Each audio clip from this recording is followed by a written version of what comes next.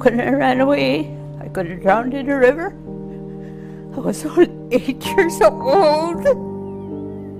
Then they scrubbed us down with disinfectant like we were diseased animals. I'm a Canadian, and I always thought Canada was the greatest country in the world. And I'm ashamed to say I'm Canadian.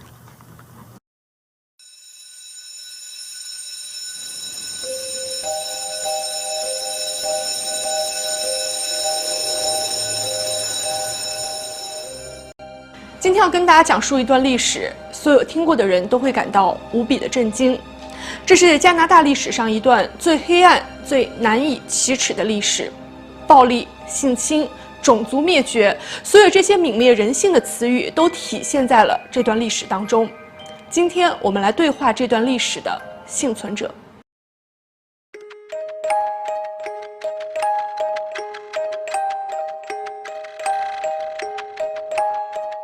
My name is Bruce Allen. I belong to the Sioux clan, the Beaver clan. I started when I was 6 years old, and I was bussed in every day, so it's a different experience. But I have a grandmother who started Lee Jack in 1922 and left there in 1928. And my father attended Lee Jack from 1942 to 1949, and then went on to the Kamloops Indian Residential School. 3 generations. 3 generations. What's your strongest memory about residential school? The violence, the physical violence from staff, that's the priests and nuns, and the other students on us, because we got to go home every day, so they picked on us quite a bit. And but because we were day scholars, we were bussed in every day. That didn't shield us from the physical and sexual abuse that went on at the school. Quite a number of our people were subjected to the sexual abuse as well.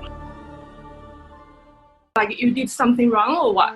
You didn't even have. You just had to be at the wrong place at the wrong time sometimes, and you got a conveyor belt strap about this, I don't know, about this long, and on both arms, on both hands, sometimes up to 25 on each hand, until you started to cry. So the whole goal of the staff members was to make you cry. Since your dad and your grandparents, they all went to residential school, what did they tell you about it? My dad never said anything.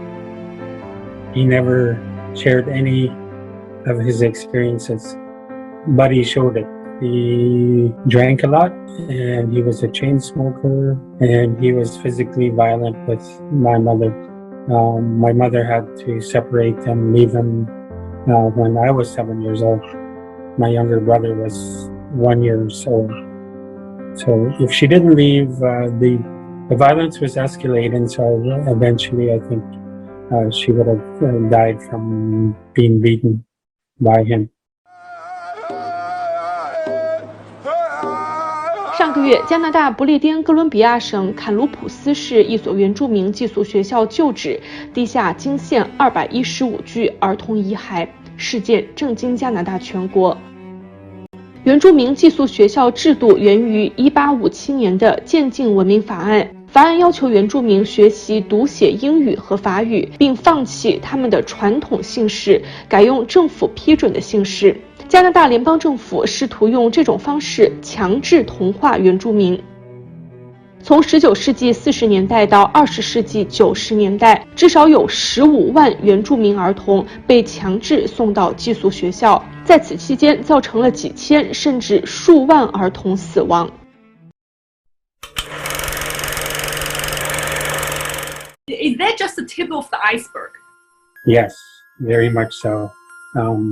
At the school I went to, survivors speak of shoebox babies. Those were children that were born from the nuns, and also the very young girls that were at the school from the priests. And the shame of it, they took the babies, and whether they were dead or alive, they would put them in a shoebox and bury them out on the school ground. So, these are some of the stories that went on. Children being killed. It's really unbelievable. When you say Canada should be held accountable, specifically, who should be held accountable? Take a look at the United Nations definition of genocide. How many of those conditions apply to what Canada has done to the Indigenous people?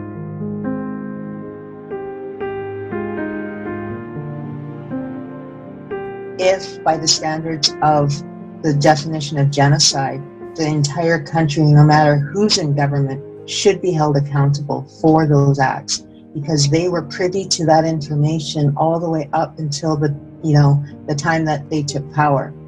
And I think it really does go all the way up to not just the churches, but having the British Crown held accountable for exactly, because they are the ones that actually are responsible and delegated that authority to the Canadian government.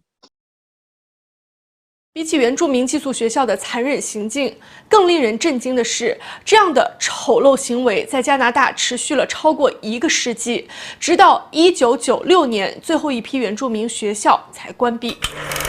Why things like this in Canada can exist and last for more than a century? Good question. It's not only something that we also wonder ourselves, but when you look at our Canadian history, it began almost immediately as colonizers started setting foot on this land.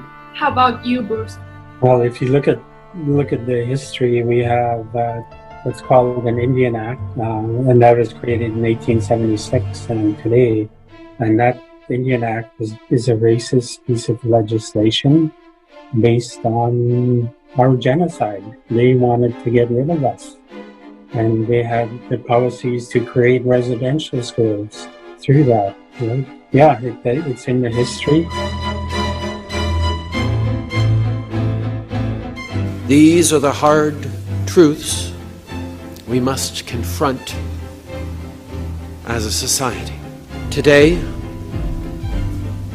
I humbly stand before you to offer a long overdue apology. That this burden is one that you no longer have to carry alone. 加拿大总理特鲁多曾经多次因为这段让加拿大最不堪的历史向原住民道歉，但无论是特鲁多声泪俱下的道歉，还是加拿大政府真金白银的赔偿，都没有得到原住民的原谅。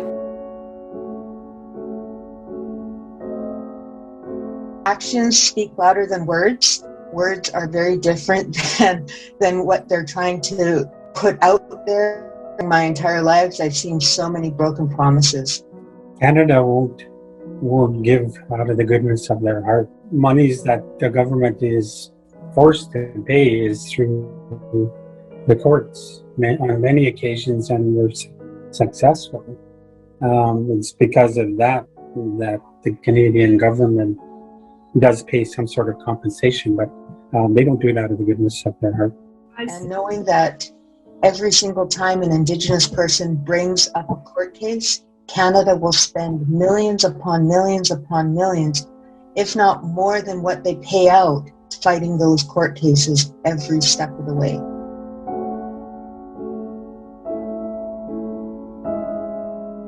For many Canadians, Canada is the greatest country in the world, and it has the highest standard of human rights. But now, after I heard this story, do you think the Canadian government is hypocritic? They've always been so. We've always known that as Indigenous people, and I think they just hide it well. They really hide it well. As Indigenous people, we always say, let's fix our own backyard before we start going out and trying to help others. Because until they fix those relationships with the local First Nations people in every single province, I think the world is going to look at Canada slightly different. 在采访中，我问幸存者是否认为这段历史可能达到一个最终的和解。他们认为有希望，但是这是一个漫长的过程，而且现在可能为时已晚。在加拿大的中小学历史课本中，关于这段长达1个世纪的原住民战争只有不到3页，但是关于第2次世界大战的内容有近300页，真相就这样被隐藏起来，直到一座又一座的无名墓被发现。而不仅是在加拿大，在美国，原住民被迫上寄宿学校的传统也有超过150年的历史，而遇难的儿童人数可能超过4万人。美国的内政部在上个月宣布，将会对这段黑暗历史展开调查，但最终的报告要到明年的4月1号才会出炉。